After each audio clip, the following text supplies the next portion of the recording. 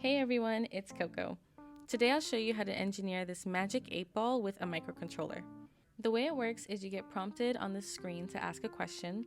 After the user asks a question, they'll give the device a little bit of a shake, and after a few seconds, they'll get a random answer, or a fortune. I think this is a great project for beginners, especially if you want to start learning about screen components and how you can make your engineering projects more interactive. Before we get started, let's make sure we have everything we need. First, you'll need a microcontroller.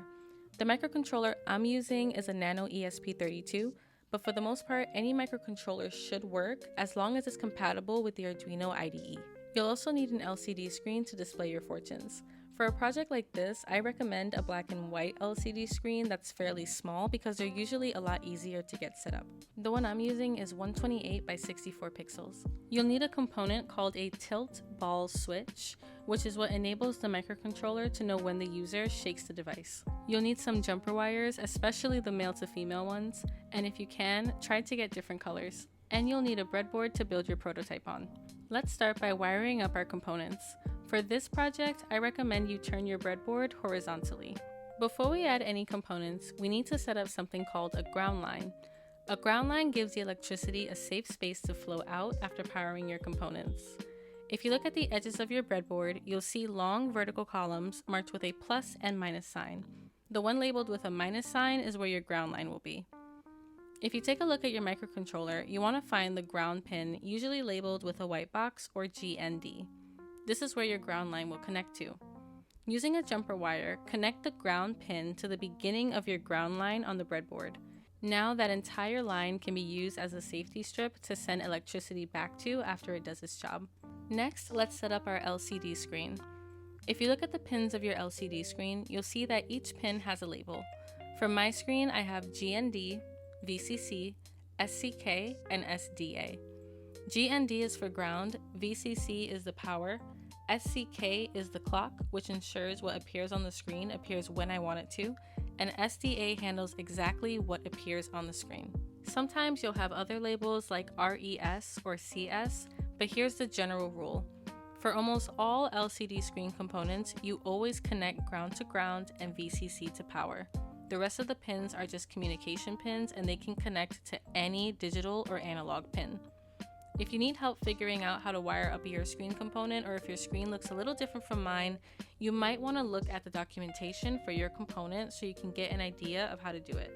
Here's how it looks for mine. First, I'm going to insert the screen into the breadboard so that each pin is on its own row.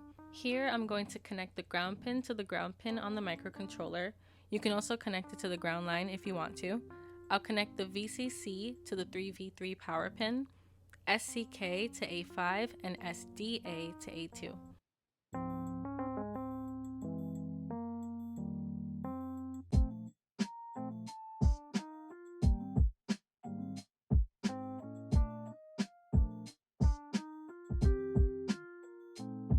Okay, now it's time to wire up our tilt ball switch component. This is the component that detects when the device has been shaken. There's a tiny metal ball that rolls around inside the black cylinder, and when it shakes, it lets the microcontroller know. This doesn't have a positive or negative side, so you can just choose one pin and connect it to ground, and then wire up the other pin to any digital pin. For mine, I'm choosing D3. Now that we have everything all wired up, it's time to write some code. Go into your Arduino IDE and start a new sketch. You also want to make sure the correct board has been selected. Right now, you should only see two empty functions, the setup function and the loop function. Your setup function runs one time right when your device turns on. This is where you get everything ready, like telling the board which parts are plugged into which pins.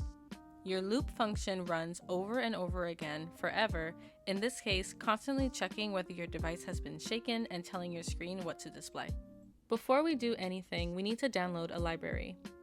A library is basically a collection of code that someone else wrote, which saves us from having to code everything from scratch. In this case, we need a library to support our screen called U8G2.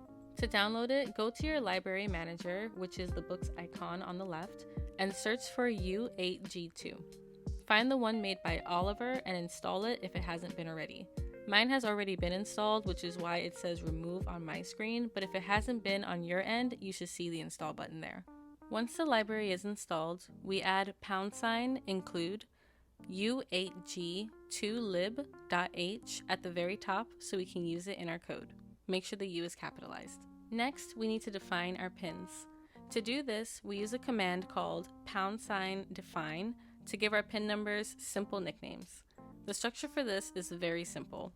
You just type #define in lowercase, then your nickname in all caps. It could be whatever you want. In this case, these are the nicknames that we're using. Then the pin number. For example, our tilt switch is on pin 6, which we'll call pin_tilt.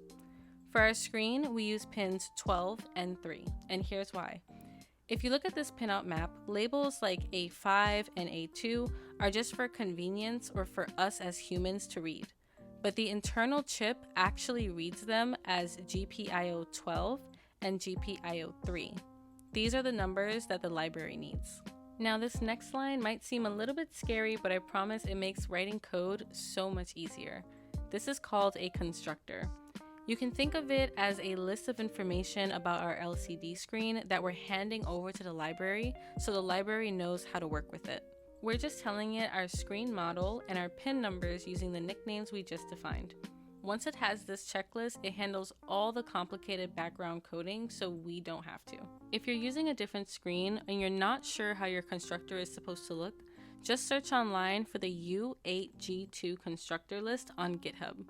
The creator of this library has a massive directory covering almost every screen out there, so you can just find your model, copy this line, and swap it right into your code. If you need that information, I'll have it in the description below. Once our library and component pins are set up, it's time to start getting our Magic 8-Ball working. Let's start by making sure our screen actually works by displaying some text. Under our empty loop function, we're going to create a function called showMessage. I'll display the code on the screen now, and we could break it down line by line. First, this top line is just us creating the function. The part in the parentheses means whenever we use this function later, we could pass in any text we want, like hello for example, and it'll show up on the screen. You'll see an example of this very soon. Inside the function, within these two curly brackets, we have our step-by-step instructions for how we want to show our letters on the screen. Display.clearBuffer is completely wiping whatever we have on the screen to make sure we're starting with a clean slate. Display.setFont tells the screen exactly what font style and size we want to use. This font name comes from the U8G2 library, and I'll have a link to all the different font choices in the description box below. These next 3 lines are doing some math to make sure that our text is always in the center of the screen. First, we get a measurement of how wide our text is in pixels. Then we calculate the perfect horizontal starting spot, which we call X, and if the text is too wide, this if statement just moves whatever letter we're on to the next line so it doesn't go off the screen. Display.drawSTR is where we actually position the text on the screen. First, we give it our calculated X position for the horizontal alignment, then we use 38 for the vertical alignment. Since our screen is 64 pixels tall, 38 places it right in the center. Finally, we use display.sendBuffer to take everything that we just calculated in all of the lines above, and we push it to finally display it onto our screen. Now that we have our showMessage function ready, let's actually use it to display something on our screen. To do that, let's go back to the setup function and add some logic. Within our setup function, we're going to add 2 lines of code. First, we'll add display.begin.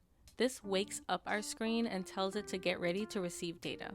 Next, we're going to actually use our new showMessage function and put whatever we want to see on our screen in quotes within the parentheses. I wanted to say hi there, so that's what I put in the parentheses for me, but you could put whatever you want. Just make sure that it's in quotations and try not to make it too long. Now, all we need to do is build our code to make sure there are no errors and upload it onto our microcontroller. Once your code has successfully uploaded onto your microcontroller, all you have to do is plug it in, and you should be able to see whatever text you had in parentheses, which means that your screen is working. Now that we know our screen is working, let's finish off the rest of our project. When our Magic 8-Ball first loads, we want the user to ask a question. So let's go back to our setup function and change our text to something along the lines of ask me anything, so the user knows the 8-Ball is ready. Next, we need to detect when the user shakes the device. And for that, we're going to create a custom function called isShaken. output the code on screen, and we could break down the logic line by line. The first line simply says bool is shaken, which is us creating the function. The word bool simply means that the function will answer a simple true or false question. Is the magic ball being shaken or isn't it? If it is, it'll return true, and if it's not, it'll return false. Inside of the function, we're setting up this kind of stopwatch that starts once the user starts to shake the device. In the function, we use a variable called flips to keep track of how many times the little metal ball inside of our tilt switch has bounced back and forth. Once the number of flips is not 0, meaning the user has started to shake our device, the timer begins. This line here that starts with while tells our microcontroller to keep track of how many flips there are for exactly 300 milliseconds. Every time the metal ball bounces up and down, that counts as 1 flip. The last line of the function says return flips greater than or equal to 4. This means that if the ball has bounced 4 or more times in that third of a second, the function returns true, meaning that there was a successful shake. If it's less than 4, that means that it wasn't a successful shake, and it doesn't count. Now, for my personal favorite part, let's write out our fortunes. To do this, we need to create a list of answers for our magic 8-ball to pick from. First, we have this line right here. This is just telling our microcontroller exactly how many total answers our 8-ball can choose from, just so it knows what to expect. I decided I wanted 5 fortunes, so I set this to 5. Next, we're going to make an array. An array is basically a list of values, and in this case, we're making an array of fortunes. Inside the curly brackets, we want to list out our actual 8-ball responses, wrapping each one in quotation marks and separating them with a comma. You can customize these to say whatever you want them to say. Now that we have our fortunes written out, let's actually implement them. First, let's go back to our setup function and add some logic lines. This pin mode line tells our board that the tilt switch is an input component. Notice that instead of writing 3, we're using the actual pin tilt variable that we made earlier. Then, to enable the microcontroller to choose a random number, we're going to add random seed, and in parentheses, we're going to add analog read 0. Microcontrollers can't truly think of random numbers on their own, so instead what they do is they read electrical static from an empty, disconnected pin to scramble a generator and choose a random number from there. For our final step, we're going to add logic to our loop function. Inside the block, we want to write an if statement. If the device is shaken, we want to change the screen to some sort of text that indicates that it's thinking. In my case, I wrote let's see. Then we pause everything for 3 seconds to make it look like the magic 8-ball is actually thinking. Then it picks a random number from 0 to 4, and it uses that number to pull the matching phrase right out of our array, with 0 being the first option and 4 being the last option. Finally, we pause for another 3 seconds just so the user can read the text, and then it resets back to its original prompt. And boom, you're done. That's all you need to get your magic 8-ball working. Once you upload the code to your microcontroller, you can test out your project by asking it a question and giving it a little shake.